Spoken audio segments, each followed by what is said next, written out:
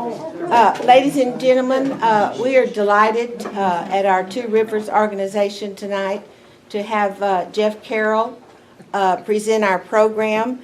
And we recently had him present a program to our DRT chapter, which we were so delighted we wanted to share it with y'all. So he has come back to Navasota to give you a program. And I want to just give you a little update on some of his history.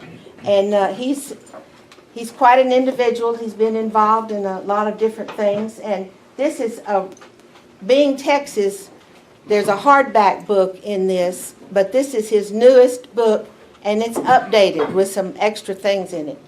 So Jeff Carroll is a Texan whose ancestors arrived in the 1820s. Reared in Houston and Weimar, he served in the U.S. Coast Guard, earned a bachelor's degree of forestry from Stephen F. Austin, and a master's degree of environmental education from the University of Michigan. During a 25-year career with the Forestry Service, he advanced from being the fire interpreter forester in the southeastern region to the international coordinator of education back home. His legendary Texas columns appeared in 21 newspapers, and this was over a span of years. And he also appeared and did a radio programs for his, so he could reach listeners in 62 stations. After writing for the new Handbook of Texas, he taught Texas history at Texas A&M and at Blinn College, where he received his Teaching Excellence Award and twice was elected by the students to Who's Who among American teachers. He is the author of 5 other books and a life member of the Texas State Historical Association. I would like to present to you Jeff Carroll.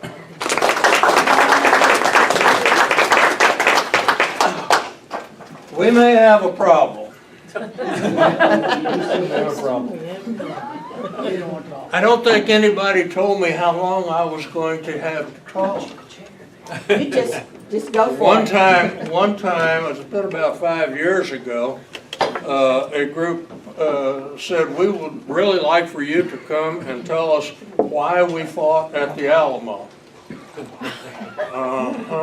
And I warned them, but 3 hours later, there weren't that many of them left. Anyway, but speaking of problems, Thomas Jefferson made a very bad mistake when he bought the Louisiana Purchase. If you buy a piece of property nowadays, my guess is you want to know for sure exactly where the boundaries are. He didn't. Everybody knew what the eastern boundary was going to be. That's the Mississippi River. Hey, that's pretty easy to see. But you see, what he bought was the French claim to Louisiana. And even a lot of modern historians don't realize that there were actually 2 French claims to Louisiana. And both of them were made by the same guy, Louis Gichero and LaSalle, that not at the same time, but 2 French claims to Louisiana. And this is what Thomas Jefferson thought that he had bought, with the Mississippi River on the east, the Rio Grande on the west, from its mouth to its source. Those were the 2 French claims to Louisiana. And that's what he thought he bought.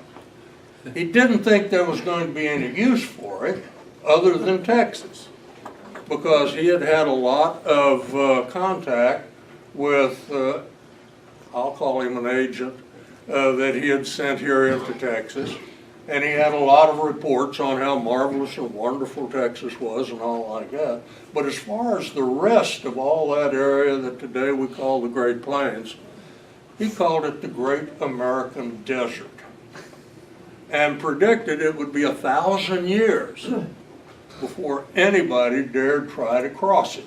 That was in 1803. Well, it didn't quite work out that way, because as soon as the United States tried to exercise a certain amount of control, and American dragoons rode into Natchitoches, which is in Louisiana today, they ran into Spanish troops who said, no, we have never recognized a French claim to anything west of the Arroyo Hondo, which is up by Natchitoches. And so we have a problem there of overlapping claims that could only be really solved by a treaty. And so immediately, Thomas Jefferson dispatched a fellow over to Spain to negotiate a treaty on the western boundary of the Louisiana Purchase. And basically his only instructions were, I paid for it, don't come back without it. And he negotiated in good faith until 1816, and you're not going to find this in most textbooks. In 1816, the Spanish foreign minister, a fellow by the name of Onís, just threw up his hands, because there had been war. The revenge of Joaquin de Arredondo had wiped out 2/3 of the total non-Indian population of Texas. There was nothing else here. He says, you want it, you got it, take it. And the guy came back in 1816 with it in his hot little hand. All it needed to be done was to have it verified by our Congress, and they fired him. Because things had changed by that time, and the new Secretary of State, who must be the one who's going to present anything for ratification, was a fellow named John Quincy Adams, and John Quincy Adams hated the South. And he didn't want any option for the South to expand farther to the west. Like I say, this is some stuff you don't get in most textbooks. But anyway, he said, we don't want it, you can't make us take it. And so they ironed out what became known as the Adams-Onís Treaty, which set the boundary where it is today, roughly. The eastern boundary of Texas is our boundary with Louisiana and all like that, and gave Texas and, well, half of New Mexico and half of Colorado and some other stuff back to Spain, who at the time didn't want it. What to do? Well, Spain had just wiped out, like I said, 2/3 of the population here in Texas. And that wasn't going to be any good. And so finally they decided we're going to open it for settlement. And they tried to get folks from Spain to come and settle in Texas. We know what happened to the last folks that were there. They tried to get more folks from the Canary Islands to come. They're the ones who settled San Antonio. No, thank you. Only in the end did they accept the idea of settling folks from the United States here in Texas. And of course, very shortly after they made that agreement, then Mexico won its independence, and that agreement went out the window too. But in any event, folks from the United States had their toes in the door. More problems. Okay. by the early 1800s, the United States was pretty cosmopolitan. They already had steamboats, they had a steam sawmill, they had, things were rolling. But they were faced with this great American desert and didn't know how to cope with it. Well, during the period of early Texas before independence, you're familiar with the impresarial system where folks tried to bring people in to settle, and here we're a part of Austin's original colony that was supposedly settled by 300 families. You never quite made 300 families out of it, and the definition of families was a little bit flexible. But in any event, people are starting to come, but they don't have a clue what to expect because they're almost 100 years removed from the frontier. Those who live in the East, they don't know what to expect here. Well, the first guy to try to fill that void was a fellow by the name of Woodman, who had never been to Texas. But what he did was collect letters from folks who had come here before and sent back to their families and to the local newspapers and what have you back home, and got printed back home. And he collected a bunch of this stuff and put it together in a little book called A Guide to Texas Immigrants. Now, if you can find even a reprint copy of that, beg, borrow, or steal it from somebody, because it's a very fascinating thing to read. It's just that even reprints are extremely hard to come by. About half of it is pure real estate hyperbole. For instance, no fruit known to man cannot be grown in Texas. Cattle, on the average, have 3 calves a year in Texas. You never have to replant your cotton. It's just that it grows taller every year, and you have to pick it from horseback. It makes fascinating reading, and it goes on, and you think, yeah, gee, you know, where's all this? I haven't seen it. But the other half of it is really good information that people who were here realized, God, I wish I had brought and this and that, and so they wrote that back home. And so he put that in the book. This is the first guide to folks really that are moving in this great migration that we had moving west, not just to Texas, but the whole western migration bit. Then, of course, Texas won its independence, and 10 years later became a state in the Union. And then we had a war with Mexico, and suddenly the United States is half again larger than it had been before. And more people are wanting to move out to take advantage of this, and there's a long story involved in why they wanted to do this. I wish I had the time to tell you that one, because that's kind of neat too. But we also had the gold rush that came along in the end of the 1840s. And now people are really wanting to move out that way. And so you began to have a series of traveler's guides, kind of like what AAA might put out today, telling you where to go on your vacation. But they began to have these traveler's guides, and probably the best of these was one written by a fellow by the name of Randolph Marcy. And he was in the Army, and he wrote a book called The Prairie Traveler.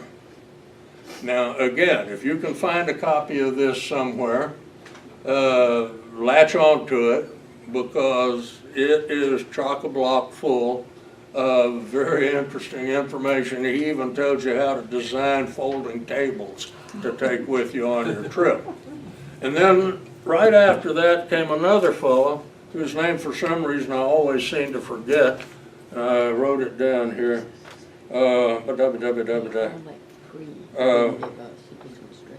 Campbell. Don't know why I forget.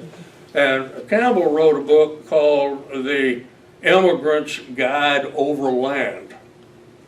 Well, all three of these, Woodman's book, Marcy's book, Campbell's book, recommended what you should take with you when you're going to this place that, well, nobody had ever been before. What should you take? And they put this type of information in their books, trying to help folks who are going to move west. Marcy's book goes into more detail about equipment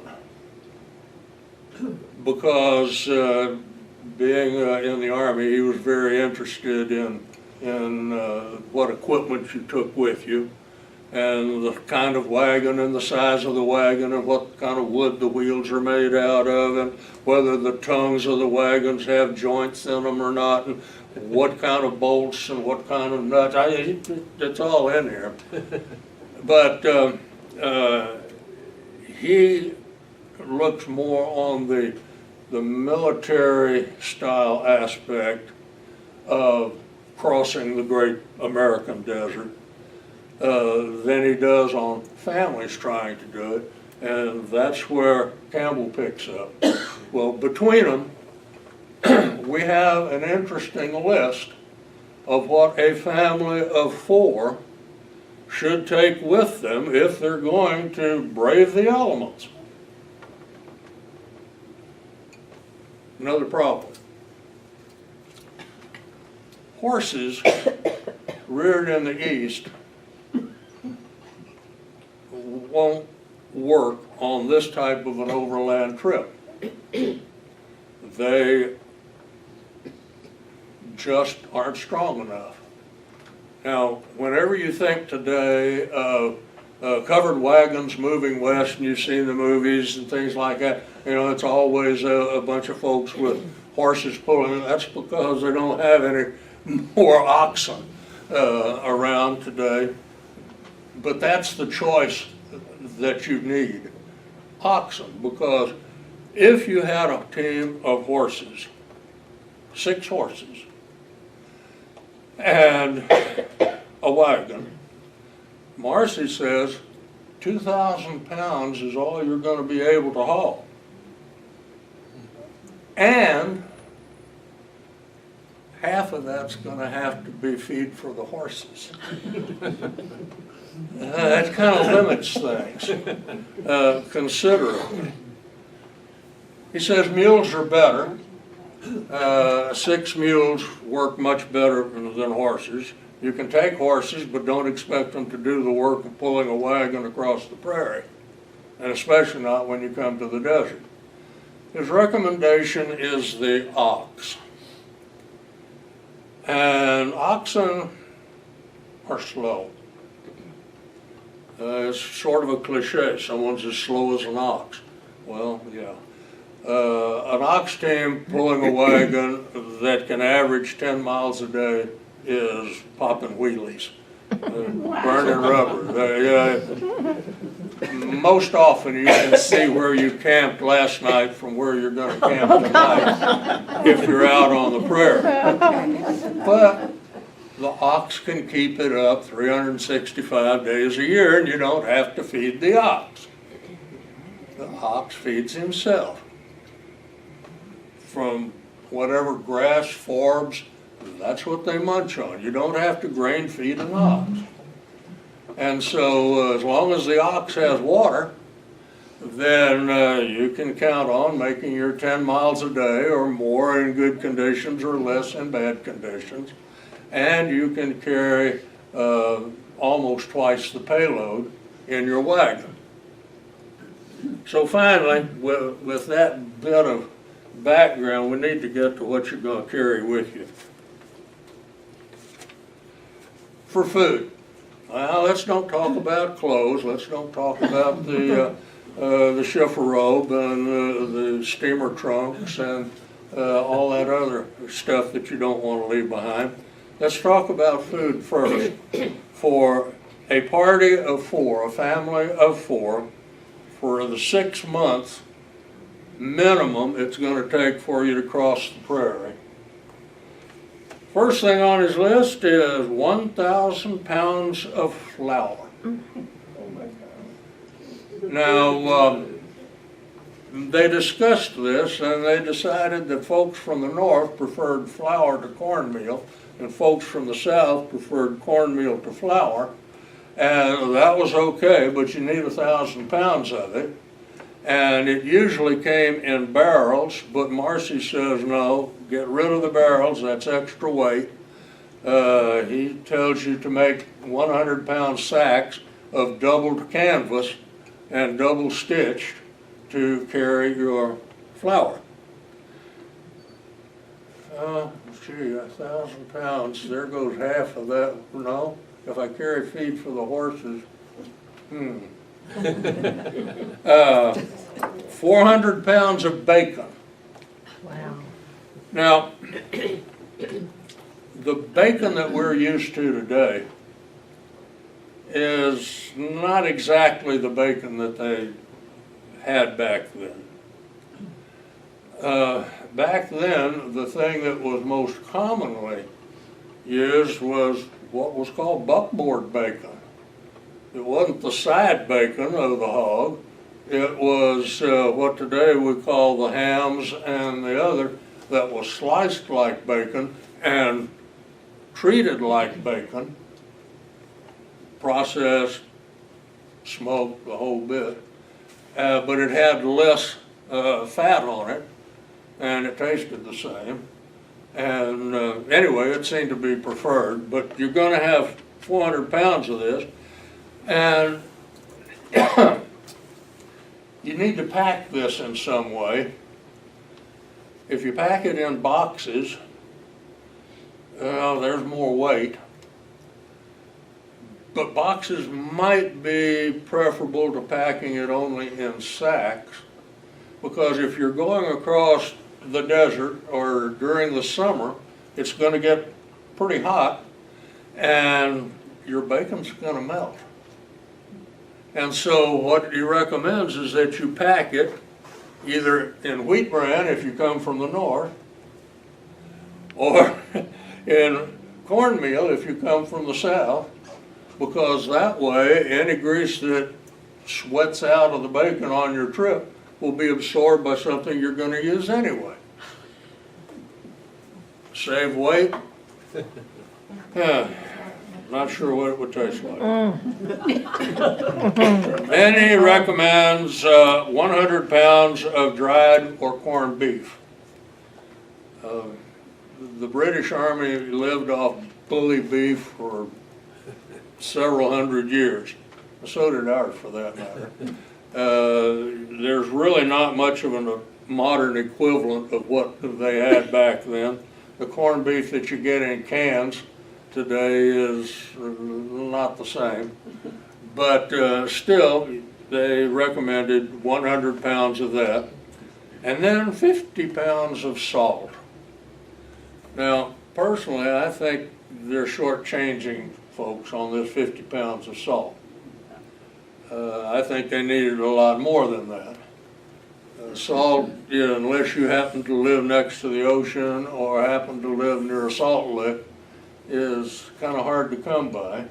And salt is not only good for you as an electrolyte in your system, but it's also necessary for the preservation of a lot of meat and such as that. During the Civil War, salt was in such demand that here in Texas they dug up the floors of smokehouses to try to get the salt out of what had dripped off of the meat in the smokehouses.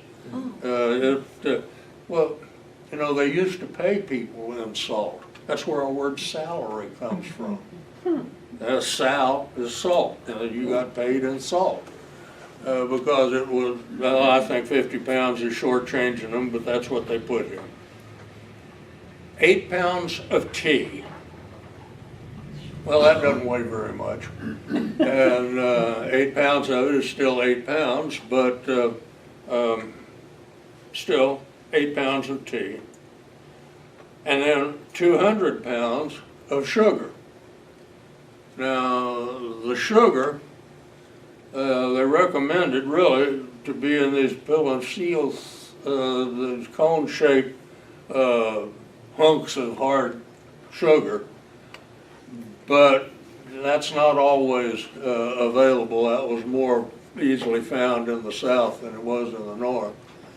And in any way, how you pack it, you needed to pack it so that water would not get to it. You're going to have rivers to ford. You need it packed in something that is not going to let water get in and wash away your sugar.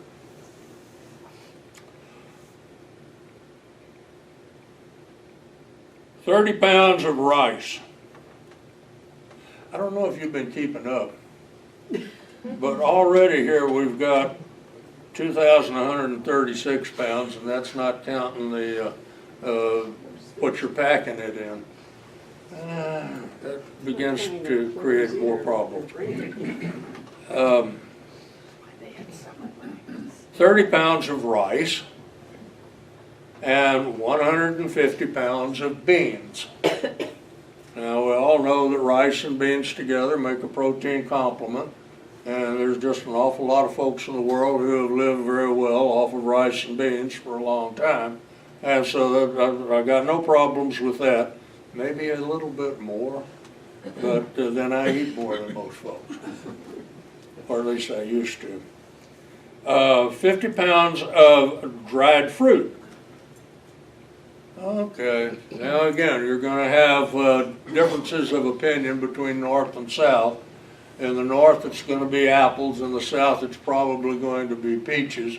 But dried fruit, yeah, well, raisins will fit into that. And so raisins would fit just as well as long as you got 50 pounds of them. 6 pounds of peppercorns, not already ground up. 6 pounds of the little buckshot-sized peppercorns.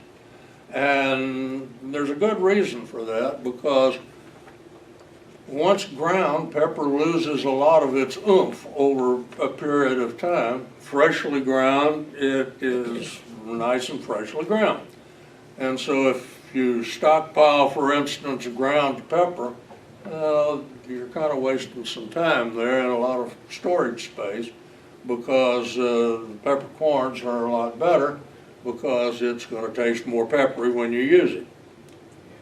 Then they call for 3 pounds of soda. What are you going to make biscuits out of? It didn't have baking powder back then, not the baking powder that we're familiar with. It just didn't exist.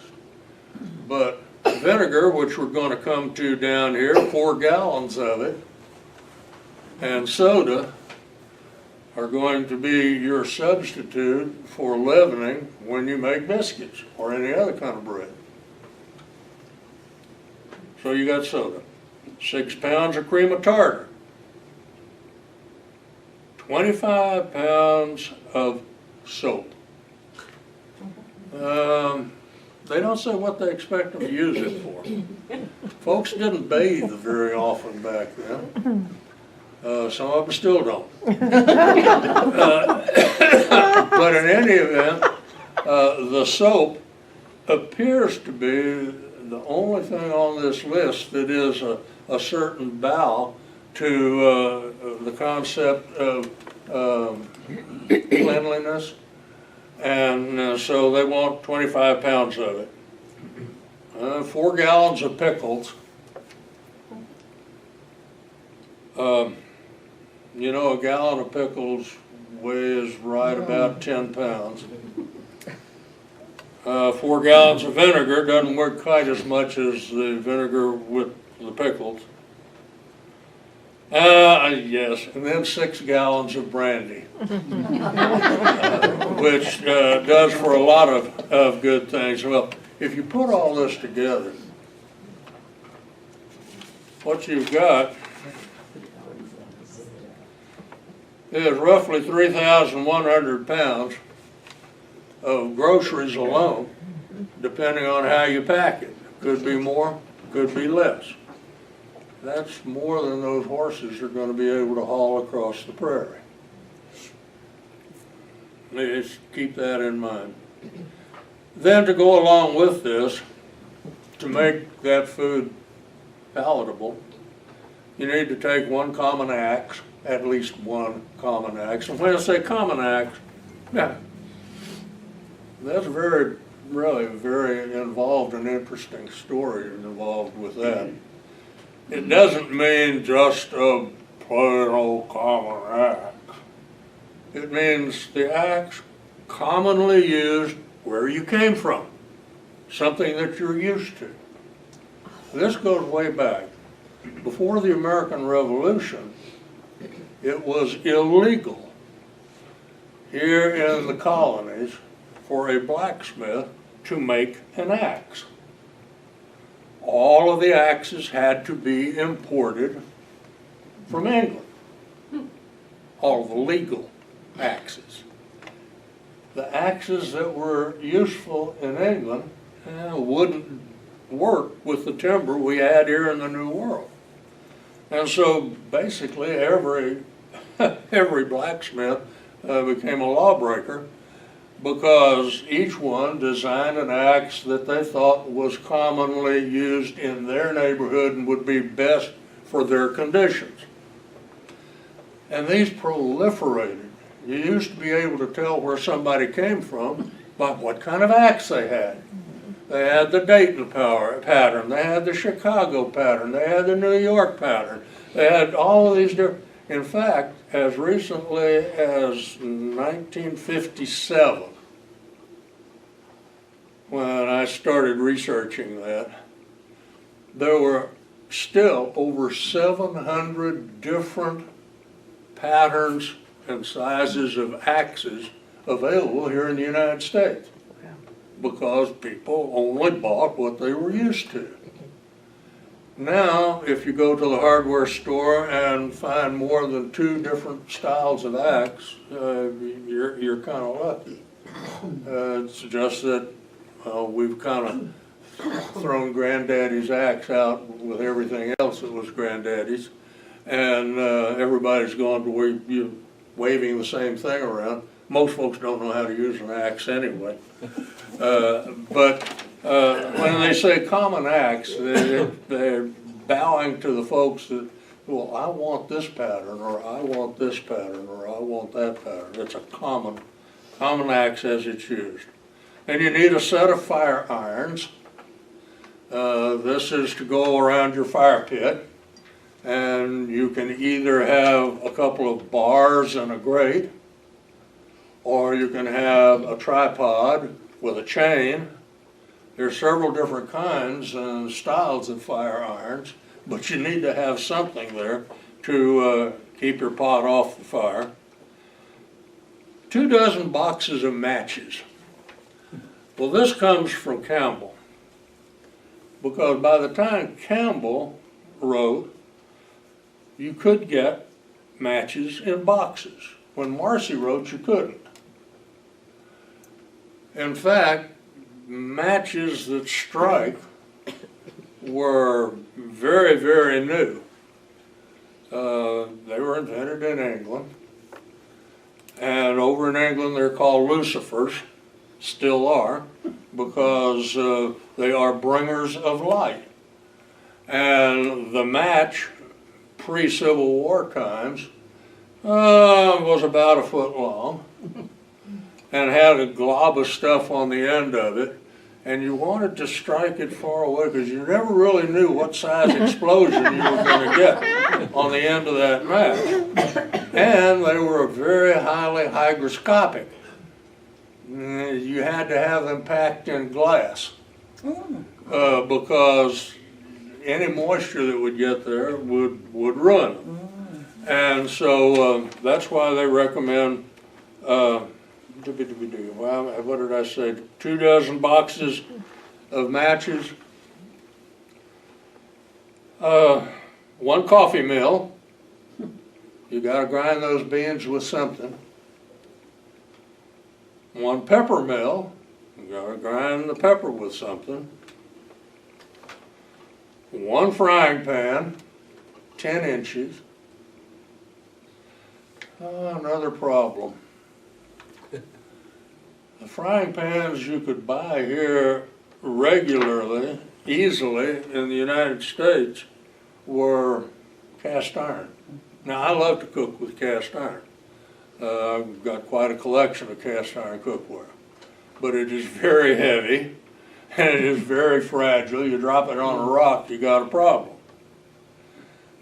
Mary Rabb, one of the early women in Texas in the 1820s. Are any of you familiar with Mary Rabb? Yeah, great. Because she was part of a very large extended Rabb family that came in the early 1820s. They didn't bring a wagon, they came on horseback. But during one accident for this large extended family, they broke every one of their cooking vessels except one frying pan. It got unhorsed, literally, and broke. And so for several years, that was the only thing they had to cook in. For that, Mary did us a great favor. Mary was literate and left us a diary. And you can access a lot of Mary Rabb's writings. Fascinating. They moved to, I think, 11 places before they finally found where they wanted to settle. The Indians would run them out of one, or they'd get flooded out of another, or the mosquitoes would run them out. But back then you could move around and choose your land where you wanted it. But anyway, one frying pan. Oh, I didn't finish with that. They didn't make steel here in the United States until after the Civil War. If you wanted a lightweight steel frying pan, you had to import it from England or from France. And that's what a lot of folks opted for when they're traveling, because there's a lot of difference between a 10-pound Dutch oven and a 1-pound frying pan made out of lightweight steel. Anyway, they say 9-inch 9-inch frying pan and 10-inch Dutch oven. With this, you're just about going to have to go with the cast iron because they hold the heat. They've got that style lid that you can put coals on top of. They got the legs that you can sit up on top. A Dutch oven is a Dutch oven, and there's not anything that really can replace it. Then they recommend, remember we're talking about 4 people here, 3 camp kettles. Doesn't say anything about how large they should be. 4 sets of knives, forks, and spoons. Back then, the knives that you used when you were eating didn't have points on them. They were rounded on the front and they were rather wide, because all of you have seen jokes about people eating their peas and carrots with their knife, scooping them up. And forks usually only had 2 tines. It's much easier to make a fork with 2 tines than a fork with 5. It's goes to the blacksmith. 2 spoons with 24-inch handles, long spoons. According to the cult of true womanhood, which was rather strong at that time, especially in the northeastern part of the United States, a woman at this time was not a true woman unless her skirt came down to her ankles and she had sleeves that came down to the thumb and a high collar and a bonnet, because it was unwomanly if your skin was not pearly white. I didn't make that up. That was very, very well accepted by folks back at that time. And yet that posed a big danger, because with these wide skirts, not hoop skirts, but just big skirts, and you're working next to a fire, there were a lot of folks who died that way. And I don't say this from personal experience, because I'm old, but I'm not that old. I got it. But one of my great-grandmother's sisters died that way. I don't know what that makes her to me, great. It's great. Yeah, anyway, dead. Because her skirt caught fire next to the fire, because she had to work close to it to stir what was in the pot. And so that's why you wanted a long handle on some of your spoons. And then one pan fork, again with a 24-inch handle. You don't want to get close to that fire. 2 butcher knives, and 6 tin plates with cups. Depending on a lot of variables, that bunch of equipment could add at least another 100 pounds to your load. And so, if you think about it in advance and you plan it in advance, then, horses are not an option for pulling your load. Mules maybe, but oxen are the choice, and yet you have the trade-off of they are slow. And it may take you more than those 6 months to get across the great American desert. Now, I wasn't looking at my watch. No one has started throwing vegetables at me. There's a lot of stuff I would like to talk to you about. Maybe I can come back sometime.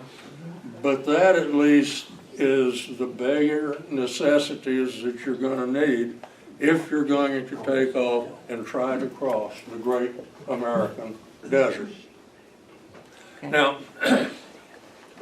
I brought a few of my most recent books, being Texan, and in it are stories about people. It's all about people. 110 stories, I think, in there. But these are people that I thought, good, bad, or indifferent, somehow demonstrated what it means to be Texan. And they're short, and they're arranged chronologically, and they are as truthful and honest as I can make them. One of the reasons that she said what she did about revised is, for instance, I found out a woman had 3 more husbands than I thought she had. I thought she only had 2, but I found out actually there were more than that. And, I mean, you got to be a pretty poor historian if you don't learn something new as you go along. That's right. But anyway, other than I've got a lot of other stuff I'd like to talk to you about, but maybe we can save that for another time. Please do. That'd be great. Oh, yeah, I'll mention this. That list that I had, because I know that you really wanted to be taking notes. There'll be a test. But this is what I talked from. Wow. This is the list, and I don't know how to pass them around, but there they are. And Is your book for sale? I'm sorry, what? Is your book for My sale? books? Oh yes, the books. The books are for sale. There's a crate of them here somewhere. Okay. And What's the price?